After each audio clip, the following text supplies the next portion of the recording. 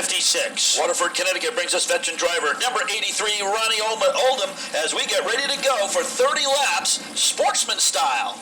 I had a good spiel. Unfortunately, it wasn't true, as it is Ian Poland making his Speedbowl debut in car number 12.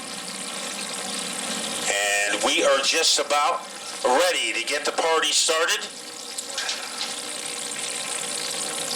Ian Poland, he has driven in the Sportsman before. He's been a drag racer. He said this is his first time at the bowl, and he loves it. Do we love the restart? Jason Chikolis does, as he gangbusters his way into the lead. And here comes Jordan Hadley on the inside, trying to take second away from Al Stone. Hadley goes side by side with Stone. Stone gives Chikolis a little shove. Here we go into turn number 4. Sportsman oh so close down the front stretch. The PT watch, Matt Peterbilt, number 7 of Gentleman J, is able to stampede his way into the lead. They swirl their way into turn number 3. Keep an eye on Hadley in car number 37. Right now, he's kind of boxed in. Adrian Paradis in car number 19 is trying to put the move on Charles Beal, and he does to advance into 4th place. Boy, bumping and banging. Around goes Beal. Yeah, a lot of bumping and banging going on. Just as you said that, look what happened. And the real deal will spin out. The real deal is in Dandelion Country, and the yellow flag comes out, courtesy of Georgia DeCoster, number 4 on the festivities. Big racing weekend here, not only in New England, but all over. You got Indy Tomorrow is the best day of the year, isn't it? And it's supposed to rain. You got the Indy 500, you got the Coke 600 at Charlotte. What about the greatest Formula One race of them all? There we go. The Grand Prix of Monaco. Yes, and that's going to be good. Lewis Hamilton on the pole. So here we go, side by side. Once again, bumping and grinding into turn number 1. And it is Stone to capture the lead against Chikolis. So Al Stone, who had a 10th place finish on opening weekend, has swarmed into the lead. Here is Hadley, as Chikolis almost got a little out of shape, and Hadley is right there to take advantage of it. Boy, Daniel Meyer almost got out of shape too. That 78 car is awful wicked. Here comes the 75. We kind of thought about this, and he is doing it. Ryan Waterman moving his way to the front. Second and third can fit inside a spider web. And the man who has his grips on second is the 7 in Chikolis. Now, Paradis making a move underneath Hadley. Adrian Paradis, a new look to that car. He said he wanted it to look like his teammate's car, Dylan Izzo in the SK Modifieds. Yeah, doing a good job trying to get around Jordan Hadley, but Hadley's got Chikolis in his sights. Jordan Hadley looking to get around. Jason Chikolis gets into the rear bumper there. Chikolis gets a little loose, opens the door for Jordan Hadley. Ryan Waterman doing what he does best, getting through traffic. He is in the black car with the yellow numbers, number 75. Huge lead for Stone. He leads by about the length of an Aaron Judge home run. But Hadley moves into second, and now Paradis is trying to scamper into third underneath Jason Chikolis. Daniel Meyer just moved into 7th spot, so the 78 trying to move his way towards the front. Great battle there. That second pack of cars, it is anybody's guess who's going to win that battle. And look at Waterman has gone into second, now or in 4th. Now he's trying to get into 3rd. He has inside position against Paradis. So as they roller coaster their way off the turn, Ryan Waterman trying to lunge his way into the top 3, and hanging on for dear life was Paradis. Yeah, that car got wicked loose out of turn number 4.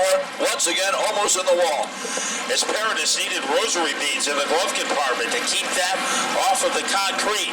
Waterman now has moved into sole control of 3rd, and Paradis continues to hang out on the outside. So handling issues for the number 19. Now he goes down low, and his car works much better there. But the veto power for Ryan Waterman to keep Paradis behind him. Well, those two battle it out. The 37 of Hadley begins to pull away, and he tries to set his sights on the 52, who's absolutely pulled away. That is Al Stone, your leader. Yeah, Al Stone is in another hemisphere, as he is in Rhode Island and everybody else is stranded in Connecticut. Jordan Hadley knows that Waterman is coming. So those two guys have had issues over the years. So we'll see if Waterman can make things interesting. We still have more than half of the race to go. Yeah, big 30-lap feature for the Sportsman here tonight. 30 laps, I believe, is going to be their regular distance all season long. So look at the doctor, car number 8. He is starting to make a racket. And now problems for Oldham in the 83 as he winds up in the gravel. Let's see if he can fire it back up. He's trying, but the yellow has to come out. As he gave it an effort, but unfortunately, Myers had to rescue his car a couple of times. The plot thickens. Chacolas is back, Evans is back, Oldham is back, and back behind the microphone is Sean Gates. 2x2 sportsman cars getting ready to get on the gas side by side, and here comes Jordan Hadley to the outside of Al Starr, but Waterman's right there too. Top three cars can fit in a water balloon. Here comes Hadley to the outside, challenging him inside. 3 wide, Stone in the middle, Waterman on the inside, Hadley on the outside. They stay 3 wide, coming off the corner. Who will get fried? Waterman and Stone hits a wall, and here is Hadley getting into Stone. A late arrival was Oldham, and he really punished Stone. Al Stone was hit from all directions, and he winds up in turn number 1. Hadley has a hood, but he doesn't have much of a front bumper. Yeah. It'll be interesting to see how that car handles. So it'll be Jordan Hadley on the inside and Ryan Waterman on the outside as we get ready to go. As we have had plenty of pyrotechnics so far in the first 12 laps of this one.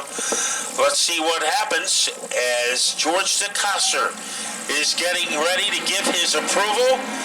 And they come together almost before they hit the start-finish line. They nudge each other, and they squirm off of turn number 2, and a yellow comes out. It was a lean job from the get-go there between the 37 and the 75. Yeah, they were in each other's airspace. So we will try to regroup. Were they hooked together? Were they just running that close? I don't know.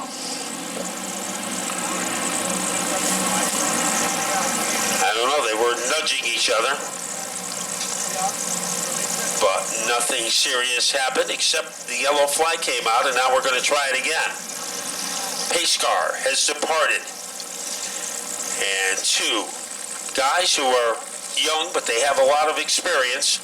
Jordan Hadley and Ryan Waterman. Here they come again. And this time, the leader gets the jump, and that is Jordan Hadley. Boy, Hadley got a nice jump that time. Goes side by side with Waterman. Here comes the number 8 car. He's high flying into 3rd spot. The driver with the giddy up is John Porter, the doctor. He tries to dart his way underneath our 2nd place car of Waterman. Waterman not giving up any ground. Jordan Hadley trying to make that 37 car wide. He's holding the field down there, down the backstretch with the lead. Dan Meyer moves into the top 4. Here comes Porter to the inside, trying to harpoon his way underneath that number 75 car. And he has the spot by about a cookie crumb. And now both Porter and Waterman will be going after Hadley. Sparks were flying down the backstretch, and Phil Evans got up into the wall. Here we go into turn number 3. Oh, so close for 2nd spot. And it will be Porter by a half a car length. Meyer and Beal don't have hoods, but they have 4th and 5th respectively. And here comes Paradis to make a statement. Yeah, damage and all. Adrian, sideways goes to 75. Let's see if Waterman can hold on to it. He does. It's like a bucking bronco in a rodeo, but he is able to make the save. He loses 1 spot on the racetrack. Here comes the real deal, modified style. Charles Beal trying to get around Waterman. More damage to the number 30 car. That car might be woozy for the number 75, but here comes Beal, and Beal will invade the top 3. Ryan Waterman continues to fade. Daniel Meyer goes to the inside. And Meyer is able to pick up the spot, but the loudest stick of dynamite belongs to Jordan Hadley. He will have 12 laps to go. Now Waterman is mixing it up in mid-pack. Looked like the handling has gone from that car, and Jason Chacolas is able to pick up a position. Yeah, Ryan Waterman is in distress. He's got Adrian Paradise going to the inside. He has dropped out of the top 5 and soon to drop out of the top 10. That car has gone from 2nd place into the intensive care unit. And he is at the tail end of the field as Gaedeke gets by him. Gaedeke with damage on the number 9 car as well. Up front, it's all Jordan Hadley. Airtime's got this thing covered so far with 10 to go this time by. Is there any car on the track that doesn't have any damage? The only vehicles that don't have any damage are the wreckers. Everything else has the black and blue marks on it. But a big lead has been torn open by Hadley as he is leading by a utility pole over John Porter. Great battle deeper in the field as Meyer is being hounded and surrounded by the combination of Norman and Chacolas. Adrian Paradise has pulled the number 19 to the infield. He's out of the race. The 81 could be next. That is Phil Evans. And now let's look at Meyer once again. He is like in the middle of a two-spade tube because trying to put the squeeze on him are Norman and Chacolas. And now Chacolas making a lunge, but Meyer is able to pull away. And look at airtime. This is about as easy as it's been. He was in turmoil for the first 12 laps, and now he is on easy street. Still got 7 laps to go, and that number 8 machine is trying to chase him down. And so far, a good run there, more than he thought for John Porter tonight. As Porter was the winner on Wednesday night, and now he has trouble. So all of a sudden that car has swallowed some speed bumps, and John Porter is out of nutrition and ammunition. Boy, the hits just keep on coming. The 8 car, he is almost stranded in turn number 2. That's going to open up 3rd place to who else? The real deal, Charles Beal. That car had a slumber party at the wrong time, and we have a caution coming out. And a lot of cars that will remind you of what it used to be like at the bowl in the 70s and the 80s will be out here. It's because one thing that auto racing is, it's all about the memories. And those memories will be coming to life 1 week from tonight. We started with 13. We are down to 7. And let's see what happens to Jordan Hadley on his very crucial restart. He gets the upper hand against Beal. Boy, that's textbook right there, side by side. The real deal to the outside. Charles Beal, he's going to try to pull even with a 37 of Hadley down the backstretch. And now Bo Norman running in 3rd. So Bo Norman was 3rd on Wednesday. Could he repeat? Down to the final 3 laps. Almost contact between Norman and Beal. Moving up is Meyer. Down to actually 5 laps are remaining. Bo Norman's got the number 12 car to the rear bumper of Beal. It's still a demo derby out there. 4th turn, your leader is the crunch number 37 of Hadley. Hadley still with a 2-car length advantage over Charles Beal in the 30. And look at Gaedeke as he tries to steamroll his way underneath Chacolas. So we are heading to the 2-to-go situation. We apologize for our scoreboard being out, but we are having computer issues that forced us to shut the scoreboard down. But we do know there's 2 laps to go. And Beal, a little skateboarding in turn number 4, was able to keep it together. And Jordan Hadley trying to get the win. Remember, he won early in the season last year, and he is ready to roller coaster his way out of turn number 4. White flag is out. One more time around for Jordan Hadley. Beal trying to hold back the advances of Norman. Daniel Meyer right there as well. Down the backstretch, Beal with a slight advantage over Norman. Did not get a good liftoff out of turn number 2. And here comes Hadley. Airtime. Ready for the rarefied air of the winner's circle. So Hadley is won it, followed by Beal, Norman, Gaedeke. Going around is Meyer. I believe he finished 5th. Young man, Mr. Airtime himself. Wow, what a run, dude. Thank you. I don't know how we made it through. That was a wreck fest, but I guess we only ended with 6 cars, but we'll take the win. The guys upstairs kept saying that, the cars behind you had some horsepower. It's going to be tough with just 6 laps to go, but I think you had the best horsepower all night. Yeah, they had some horsepower, and I was a little nervous, but this thing was on rails tonight, and I couldn't think, my whole crew, Chris especially, and Bruce, they put so much time into this car. My girlfriend for putting up with me and my whole family. General Electric for helping us out every week. The Evans Carpentry Service. A&A Signs, Chassis Whisperer, and Critical Signs. Well, you got a lot of friends and fans out there, Jordan Hadley. Ladies and gentlemen, how about it for him? And now Blaze Broder is moving to our second place finisher, and he will be talking to Charles Beal.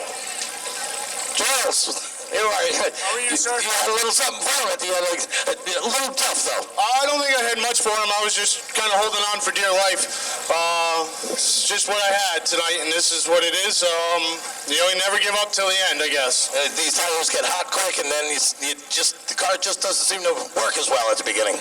No, it doesn't work so good at the beginning. We went in on that pit stop there and made a couple adjustments. It definitely tightened it up a lot. I was trying to lock up the tires, try and heat up the nose tires a little bit and get it to handle a little better. I'd like to thank COD Heating for all the help they give me. I also want to thank Chris Mullen with Concrete Express. He's not on the car, but he's a great guy, and I'd like to thank him. And how about Belltown for putting this show on tonight? Not least but not most, I'd like to thank my mom a happy birthday. Usually I'm pretty good on this day. I got 2 wins on this day on her birthday, but couldn't pull it off today. I want to thank Ed for all the help he gives me. My wife especially and my daughters, they give up a lot for me to go racing every week. Sooner enough, it's going to be Haley's turn. We'll be here with her. I can't thank my family and friends enough to help me. And Engines by Andy. All right, this is the real deal, Charles Beal. Ladies and gentlemen, a big round of applause for tonight's second place finisher. Now finishing in third for the second straight race is Bo Norman, and he's ready to talk to Blaze Broder. Okay, Bo. Another good week for you. Podium finish, man.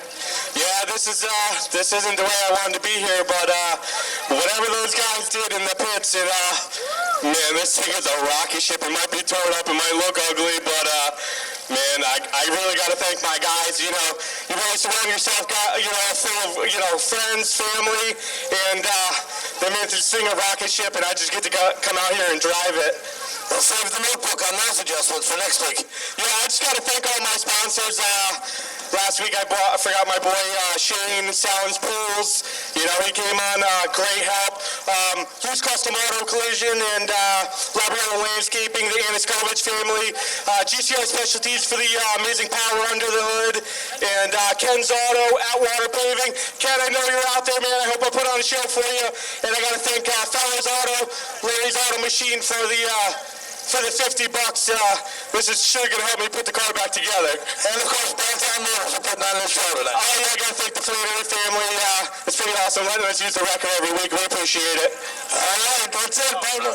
Okay, we got one more. I got to dedicate this one to my grandma. She passed away last Tuesday, so we're thinking about her, and she's riding with us every day. Oh, God bless you, man. Okay, guys, back upstairs.